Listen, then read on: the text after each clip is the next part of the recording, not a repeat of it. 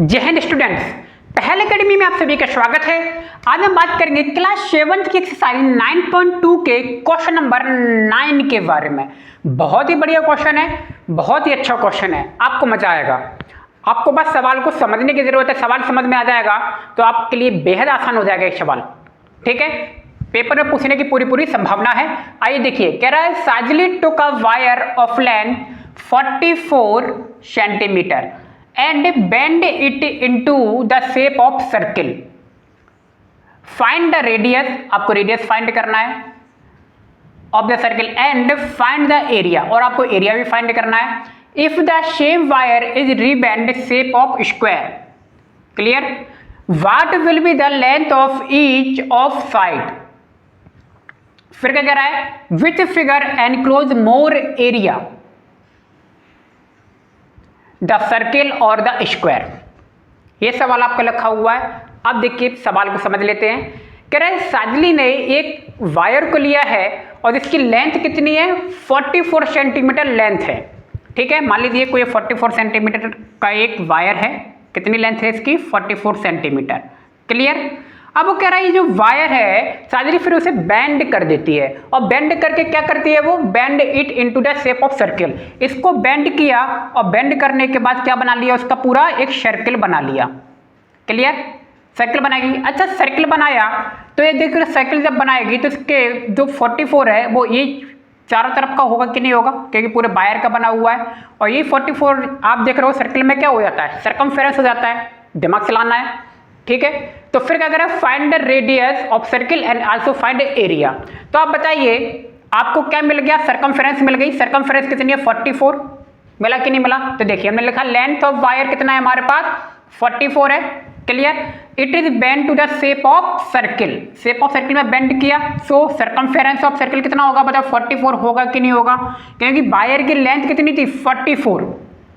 ठीक है, और उसने क्या किया? इस वायर को पूरा बेंड कर दिया सर्किल के उसमें। ठीक, तो बेंड जब करेगी तो चारों तरफ से करेगी ना, कि अंदर करेगी? चारों तरफ बाहर से करेगी, बाउंड्री बनेगी। बात समझ में आ रही है? और वही बाउंड्री क्या कहलाएगी? आपकी सर्कमफेरेंस कहलाती है, यानी कि 44 सेंटीमीटर। तो ये आ गया सर्कमफेरेंस ऑफ सर्किल 44 आ गया। तो इससे हम आर निकाल लेंगे। सर्कमफेरेंस ऑफ सर्किल क्या होता है? 2πr, यानी कि 2πr इक्वल टू आपको 44 सेंटीमीटर दिया है कि नहीं दिया? क्लियर?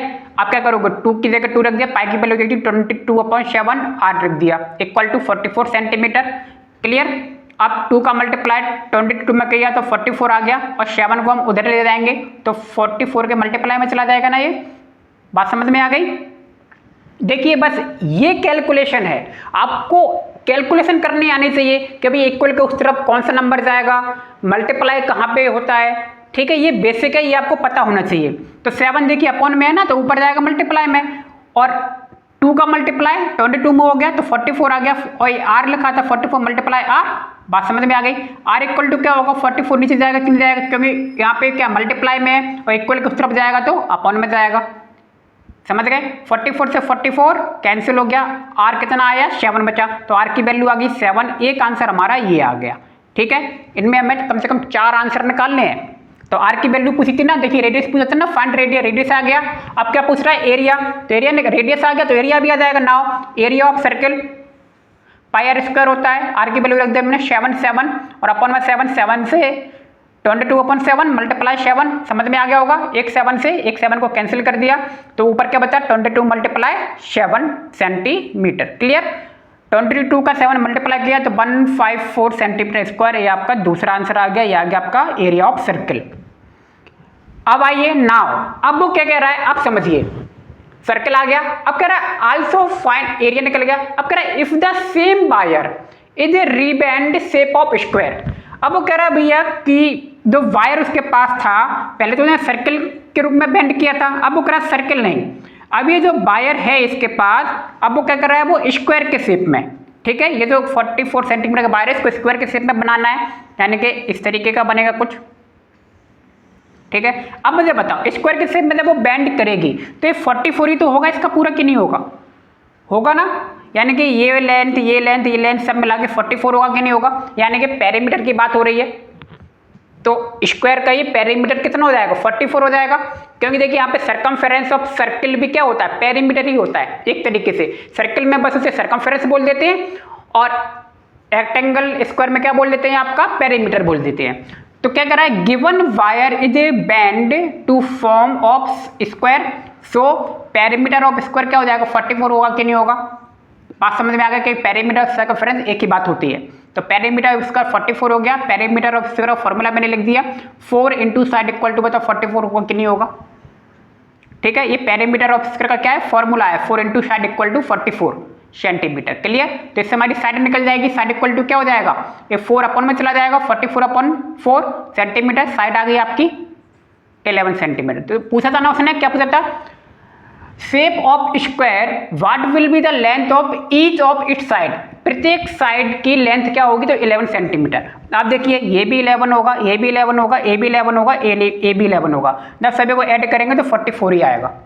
ठीक, अब क्या कह रहा है, फिर पूछ रहा है भैया जो आपका स्क्वायर का एरिया है और सर्किल का एरिया है, इन दोनों में से ज्यादा एरिया किसका है।